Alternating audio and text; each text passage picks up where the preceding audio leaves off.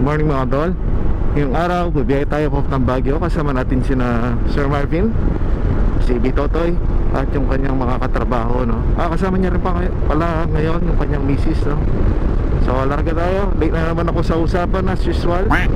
At sinek ko kasi sa mapa and sa mga videos yung planong puntahan natin ngayong araw, no? Pero change of plan tayo kasi sobrang tirik pala nung gusto puntahan yun sa may Mount Ulap.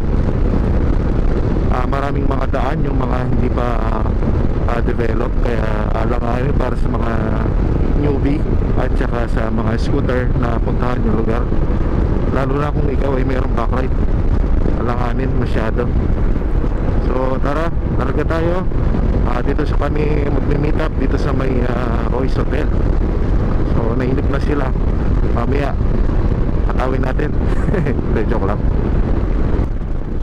Dito tayo sa Royce. Ay Biting ako, biting. Napansin. Parang late ka, maglibre ka. Kakalawi kaya kayo may biting the red light ko. No contact ka, friend.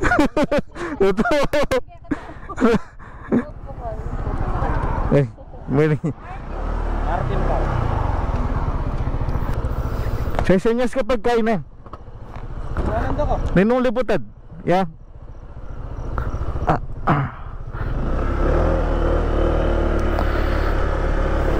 Umpisa na natin ang biyahe mga dol. Starting dito sa Clark Free Port Zone, lalabas kami ng Mabalakit exit to Tarlac. Then going Villasis Pangasinan to Urdaneta. Doon ang plano na unang stopover para makapag-almusal. Tara, biyahe na tayo mga dol. So ayun, diretso tayo. Mabalakit exit mo tayo mga dol. Tapos diretso tayo pupunta Tarlac. So pacing 70, nakakasabay naman sila. Sina Marvin, nalalay din. So 70, goods tayo. So tara mga dol, diretso tayo hanggang Tarlac. Tapos continue ko yung video banda doon. Medyo sinisilat pa naman. Ayos ka mo. Mama Bon? O mabasa mo yung dalan. Ano kasama yung gawin? Hey. Dahil camera. Tara. Mantun tayong spot. Hanap tayong spot na pwedeng pahinga konti. Konti lang. So Villasis na pala tayo sa may Bagsakan. 1 kilometer lang. Grabe naman yung dito. Talaga dahil bukol. Welcome Villasis. Villasis Pangasinan. Mga Pangasinense. Alright, shoutout sa inyo. At dito na group ako dito sa Pangasinan. So ayan mga dol, Pangasinan na tayo. Marami ng mga riders ang mga nakikita natin sa area na to. Probably going Baguio sila. Tayo naman Baguio din naman. Villasis, tama, Villasis. Ito yung market nila, Bagsakan. Kaya tinawag na Bagsakan dahil dyan binabagsak ang kanilang mga goods. Alright, naka-riders to. Subtoda. Saan kayo mga to? Montalban, Rizal. Layo nyo. Good guys. Stick mo yan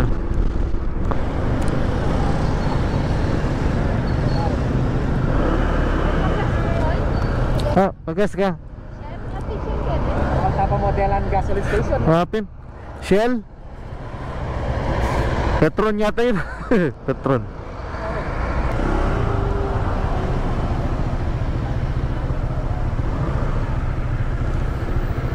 Danayla kaya may nalong belly ni kanyo. Alam po. Poto.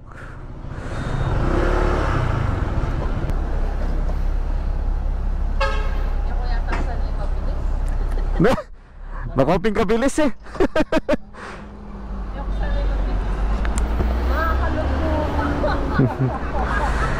Sunday kami sa sa Binalawanan. Pahinga muna kami. Medyo nakulog-kulog na yung utak ko sa Nantok na ako. So ito yung gamit din namin, mga AD. Binalonan. So ito yung gamit namin. Gamit ko itong ADV 160 kay Vino, itong PCX. Sa kasama namin itong ADV 160. Anyang miras na naman 2 bars kayong kay. Yung 40 na kanito. 2 bars? 2 bars. Di ba rin nag 2 bars ka tanda niya pa pagkarga katakiling kaya. Malaw pa yan?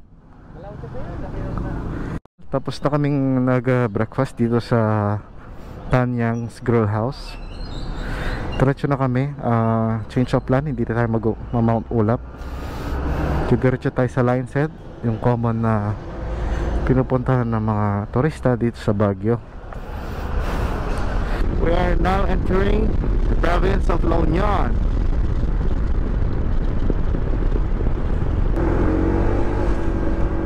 Alright, to Quezon. Going up na tayo sa daan ng Quezon mga dol. Dito, doble alalay ang driving style natin dahil hindi ko pa alam ang riding capability ng isa naming kasama, lalo na dito sa zigzag road. And si Marvin naman, extra ingat din lalo na kasama niya kanyang asawa and baka makurot siya kung bibilisan niya. Benguet Province, hello!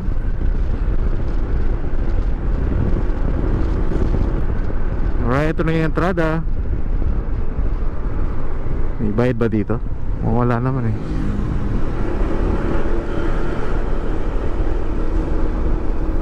Thank you Lord, napakaganda ng panahon. Pero maganda makapagkape kami para ilagay ko yung 360 mamaya. So lahat naman nakita na yung daan ng Quezon, no? So diretso na tayo. Maganda mga dol, oh. Kahit ulit-ulit kang dumadaan dito, napakaganda ng scenery. Mukhang umulan dito kagabi mga dol. Alalay pa rin ang aming pagmumotor dahil para maiwasan ang pagkadulas. Dahil mabagal lang kami, mas na-appreciate namin yung ganda ng kalikasan dito. Napakaganda ng tanawin. Hintulit kami nito para makapagkape. Ang sabi kasi nila, masarap yung kape barako nila dito sa Benguet. So tumabi muna kami dito mga dol para ano lang yung view. Makapag mainit na inumin. Ilang minuto pa lang yung binabiyay namin. Anyway, dito kami sa isang snack house, Tinoyan's Restaurant. Tara, magkukuha tam. Nato ka? Sabi ko yakbi sa mga pero Lomi effect. So mga dol, hinto muna kami dito. Alright. Iba talaga ang lasa ng kape dito at sabay mo pa ng malamig na klima. Bala nag-recall kami sa aming mga biyahe. Nagkamustahan kung okay ba ang lahat. Nagka-reminder na rin sa mga tamang attitude and riding movements para safe ang lahat at the same time, nag-e-enjoy din. Pagkatapos namin nagpainit na sikmura, tinuloy na namin ang biyahe mga dol. Nasa 33 kilometers din pala itong Quezon Road mga dol. Ito ang most popular na daan going Baguio kung galing kayo ng Maynila o southern part ng Luzon. Mas popular ito dahil maraming mga gagandang tanawin ang makikita dito, lalo na yung Lion's Head na madadaan natin mamaya. Taga dito kayo bro? Taga dito kayo? Dami sa Rosario. Rosario? Madalas kayo maakyat? Araw sir. Araw-araw? Trabaho nila. Parang landslide no dito? Dami sir. Ginagawang tunnel po siya eh. Tunnel. Yung bundok na yan, nag-landslide nung bagyo. Alin, yung tunnel niyan yan, tunnel. Tunnel na po yan, gawin tunnel lang yan. Maglalaban yan. Taon na po yan, Saan lulusot yan? Diyan lang din yung dana din yung punata. Habang dito kami sa may Quezon Road mga dol, may traffic na naman kaming nadatnan. Akala ko may landslide. Prone kasi sa landslide itong Quezon Road. Yung pala ay may ginagawa silang tunnel. Ang ganda ng idea dahil magandang protection nito para sa mga motoristang dumadaan tuwing may landslide. Gagawa nga ng tunnel para sa mga landslide. Safe yung mga dumadaan dito.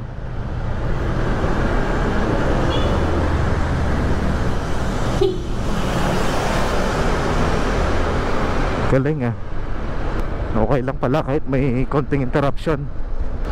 Sulit naman pag natapos yun. So ito na yung Lion's Head picture kaya kami dito.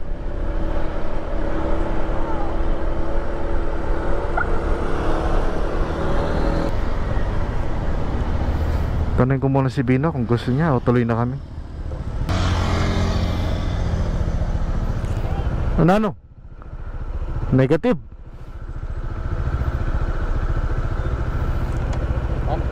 Walang parkingan. Lakaran tawakan to. Bisa ako pa-picture. Bisa ka ba picture? Mantataretso? Makari ka rin. Nakapambahin nyo mga kapalibot. Sa gigilid. Nagigit. Andito na kami sa bandang Lion's Head mga dol. Sa oras na ito ay hindi namin alam kung saan kami pupunta sa Baguio. Wala naman talaga kasi kaming mga plano. Anyway, baka pumunta na lang kami ng Northern Blossoms, pero dadaan muna ng Baguio. So tara, let's go! It's time to go on a journey, the world's my show. With a map and a smile on my way, new adventures every day. Traveling far, under the stars, across the seas, where dreams are free. New places to find, leaving worries behind. Traveling the world, feeling so alive. So dito na kami sa bandang Right Park. Hindi namin alam sa pupunta talaga. Wala kaming matinong destination dito sa Baguio.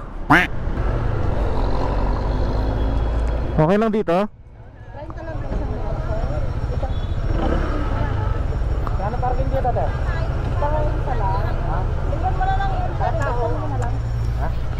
So nandito kami. May kabayo. So tagal ko na di pupunta dito. Sir, salin ako tao. Boss! Taga na ko rin ka, boss? Taga Bambam. Bamban. Ubalang Bamban niya rin yan, no? Panggroto. Malati pa yan. Malati. Ha? Kanina ka makatong na, boss? Bamban niya. Kini ka may rasbak? Labat na kayo ng kinetic Ha? pa. Kini may sawa? Kaya ni na ako may piyo. Ha? Alright mga dol, andito kami ngayon sa Right Park. Muminto muna kami dito para ma-feel namin yung Baguio bago tumungo sa Northern Blossom. Alam nyo ba mga dol na ang Right Park ay ipinangalan kay Governor Luke Wright? Oo, andito pa yung mga Amerikano. Ginawa ito para daw merong recreational area ang mga sundalong Amerikano at mga civilian nito. Ngayon naman, popular ito sa kanilang tourist attraction na horseback riding. Yun lang, na-share ko lang. Alright. Ngayon naman mga dol, tuloy tayo sa biyahe. Pabaybayin natin ang Halsema Highway. Ito yung one of the dangerous highway in the Philippines dahil prone ito sa landslide at halos bangin na ang gilid nito. Kaya dapat maging responsable at maingat kapag dadaan ka dito. Mababait ang mga lokal dito sa pagmamaneho. Halos walang pasaway sa daan. Kaya mahiya ka naman kung pasaway ka sa pagmamaneho.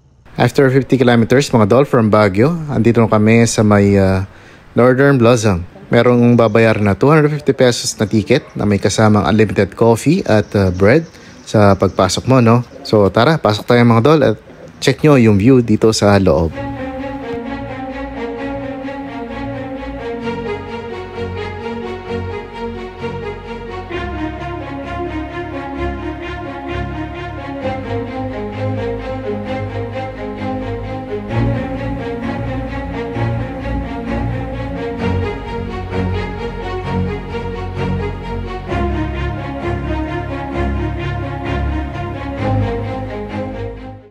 Pagkatapos ng lakaran at akyat babang hagdan mga dol, nagpahinga muna kami dito sa waiting area.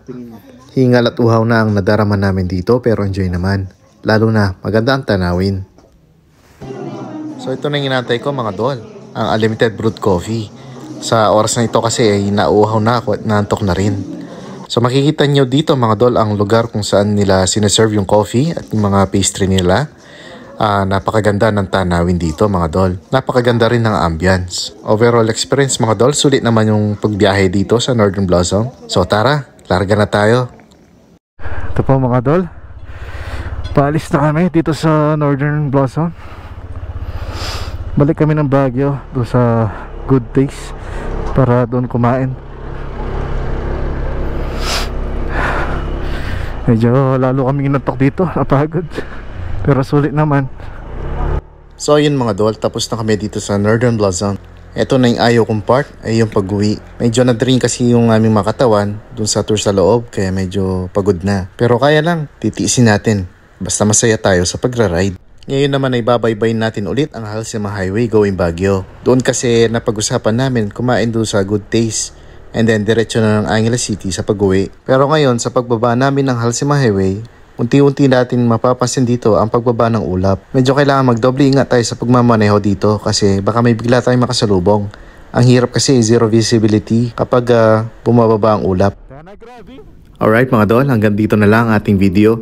Maraming salamat ulit sa panonood kahit medyo mahaba yung ating mga video. Maraming salamat po sa inyong mga suporta. Huwag pong kalimutan mag-subscribe. Alright, God bless!